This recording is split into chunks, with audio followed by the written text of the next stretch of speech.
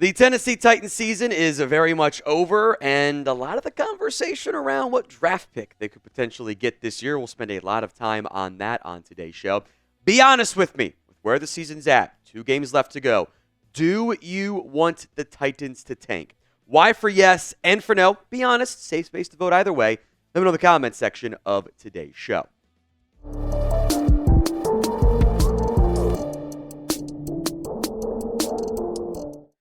Despite a disappointing and kind of ugly loss against the Indianapolis Colts, the Titans actually got, could argue, a triple dose of good news coming out of Week 16 in the NFL. We'll break that down on today's show. This was the NFL draft order entering Week 15. The Titans had the number 6 pick in the NFL draft. They were behind the Raiders, the Giants, the Patriots, and the Jags. And then they got some results that were very, very beneficial to them. Week 16, Titans lose against the Colts. The defense could not stop a nosebleed against the run. Was very disappointing, but the season's over. You're losing games. You're getting a better draft pick. There's a silver lining, if you want to call it that. Then the Raiders upset the Jacksonville Jags in kind of a shocker that drastically impacted the Raiders' NFL draft pick. Raiders 19, Jags 14. Raiders had that number 1 pick. They don't right now in the Tankathon, factoring in future strength of schedule. And then the Carolina Panthers also upset the Arizona Cardinals. So the draft order has now changed. The Giants have a game lead over everybody else in the race for the number 1 pick. The Patriots have the number 2 pick. The Jags have the number 3 pick. And now Tennessee is up to number 4. We'll talk strength of schedule tiebreaker stuff here. The Browns are 5. The Raiders fall down to number 6. Carolina drops down to number 7 as well. Significant adjustments here in the NFL draft order. And with the lack of even passable quarterback play between Cam Ward, Shedeur Sanders, among everybody else in the quarterback class, it's not a very good one. Giants going to go quarterback. All of a sudden, Tennessee is in range to potentially get the other QB that the Giants don't take, assuming that ends up being the path, or open the door for a trade potentially as well. We'll spend some time on this here, why it's good news, what stuff is remaining here for Tennessee. What draft pick will the Titans finish with? It feels weird sometimes, maybe cheering for a loss. We'll spend some time on that.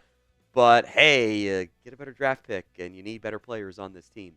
What draft pick, when it's all said and done, do you think the Titans will finish with? Let me know in the comments section of today's show. Let's talk pros and cons here. The pros of losing games, which is as silver lining if you want to go that route there. You get a better draft pick. And that better draft pick doesn't just help you out in the overall first round. Throughout the draft, you can build a better roster. And for a Titans team that does not have a franchise quarterback, it's not Will Levis, it's not Mason Rudolph. Come on, guys. Not that anyone is arguing for that at this point. You could potentially get that franchise QB. Look, we'll talk about Shedeur Sanders. We'll talk about Cam Ward here as well. But you've got the opportunity to make that happen. The cons are losing sucks. It's not fun. Nobody actually likes it. It's spin zone to enjoy those. We're kind of doing spin zone stuff today. It does raise potential concerns of, hey, are you building the right culture? You don't want a losing culture. I would also argue that culture it's either good or bad, and a couple losses in week 14, 15, 16, 17, whatever, shouldn't change your culture, or it's not good enough in the first place. Also puts more pressure on your head coach. You're going to go get that new franchise guy in theory, right? Well, your head coach might be on the hot seat because he did not have a very good campaign this season. I doubt they fire Callan after 1 year. It'd be kind of a surprise to me. But you win 3 games, you're going to be on those hot seat lists, and you got to show some real progress. Or you're going to be in the danger of doing we drafted a quarterback, kept the head coach, hired a new head coach, all kinds of chaos there. That's a bad spot to be. That's the Chicago Bears. Titans Today is made possible by Prize Picks, the best place to get real money sports action with over 10 million members and billions of dollars in awarded winnings. Prize Picks has made daily fantasy sports accessible to all. You pick more or less on at least 2 players for a shot to win up to 1,000 times your cash. Run your game all season long on Prize Picks, America's #1 daily fantasy sports app. Join now because this holiday season, Prize Picks is giving away 2 free picks in December, and they're giving away $30+ million in rewards during Picksmas. My boy Matthew Peterson lining up this Monday Night Football Prize Picks slate. I could see a like 26-6 win by Green Bay. It's just a lot of running up front. He's got Jordan Love less than passing yards, less than Spencer Rattler passing yards. Blake Group more than a half field goal in this one. If you haven't already, go download the Prize Picks app today and use code CLNS to get $50 instantly after you play your first $5 lineup. It doesn't matter if you win that first $5 lineup, by the way. That $50 bonus is guaranteed. So make the holidays bigger and brighter and get in on the action with Prize Picks. Download the app today over at prizepicks.com/CLNS and use code CLNS to get $50 instantly after you play your first $5 lineup. There's two quarterback prospects here. I would expect Drew Aller goes back to school. Penn State makes a run. Maybe that changes your mind, but that's a dangerous pick if you want to go down that path. It's Cam Ward and Shedeur Sanders. In theory, the Giants take one at number one. The other guy would be available. Now, Cam Ward is a very different type of player than Shedeur Sanders. It is a gunslinger, 4,000 passing yards, 40 TDs, 10 total touchdowns. He will hold the ball a little bit longer than what you like, but he will push the ball downfield. He will make big plays happen. He is a gunslinger. He has plenty of experience, and so does Shedeur Sanders. Shedeur is the more accurate quarterback who's not nearly as dynamic out of the pocket as Ward has been at times this year, but he's extremely accurate. He makes good throws, doesn't have overwhelming physical skill set. Frankly, neither does Cam Ward. His arm's probably a little bit better. Neither of these guys are on the Caleb Williams, the Drake May, the Jaden Daniels level of prospect. They're probably closer to that Michael Penix, Bo Nix, J.J. McCarthy trio. And they've had some success, by the way.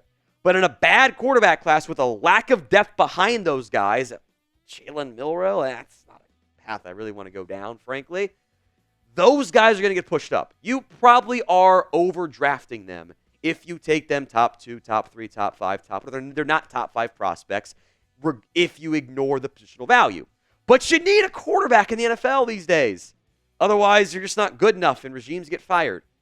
Now, if you miss out on the quarterback and maybe, let's say hypothetically, you pick 3 or 4, someone trades up for one, hey, you get Travis Hunter.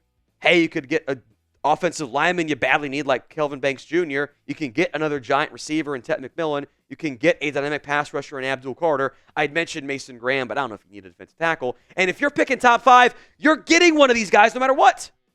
And in a class that's not great top end and going to have a lot of divisiveness out to the top 15, having a top pick is always valuable. Because worst case, just trade down, get more assets.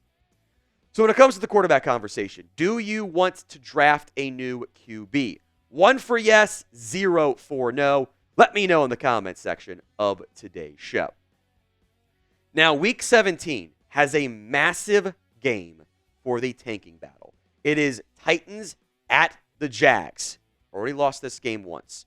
The winner of this game will drop down the draft order, and the loser would slot themselves into at least the number 3 overall pick and right in position for a quarterback or Travis Hunter potentially, depending on what pick number 2 ends up looking like. The strength of schedule is how the NFL determines the draft order based on tiebreaker scenarios. When you got all these 3-12 teams and 4-11 teams, this is the current strength of schedule factoring in all games. NFL.com uses games so far. Tankathon uses overall games. I like that more because it leads to less chaos of, well, we were picking 3, but we lost, and now we're 5 because the other team played a better team. It just reduces the chaos that changes each week. Currently, Titans have a .512 strength of schedule. They've played more teams above 500, basically. Jags are in front of them. Patriots are in front of them. They've got a pretty narrow lead over the Browns. I don't know if they would be able to rally and catch up to New England.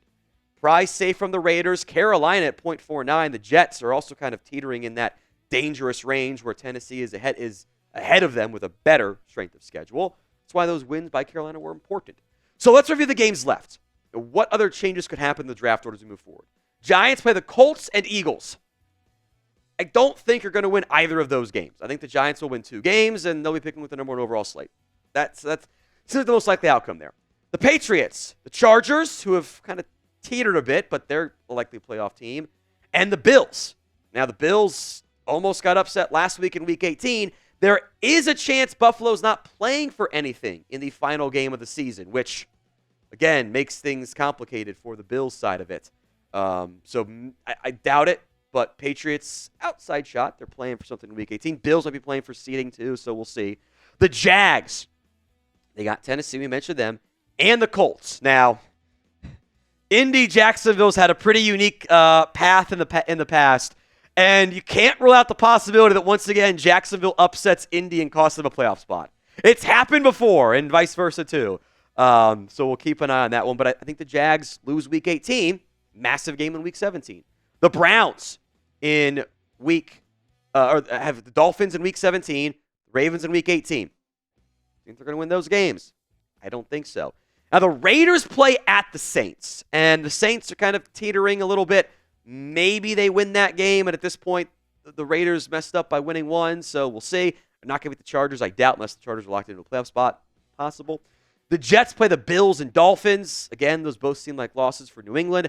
The Bears play the Seahawks and the Packers. That's not a lot of wins I see. Now, we will keep you guys covered with the results and the draft order and everything here on the channel. We are 290 subs away. The offseason is where we thrive. Hit that sub button if you haven't already, youtube.com/Titans today. To recap, I don't see many wins in the bottom 8 teams. One of them between Jags, Titans, and barring a tie, which are un-American, both teams should get losses in that case as far as I'm concerned. And maybe 1 or 2 other upsets happen. If you lose out, you will almost assuredly have a top 3 pick. And that means you're getting Travis Hunter or a corner or a big-time trade down.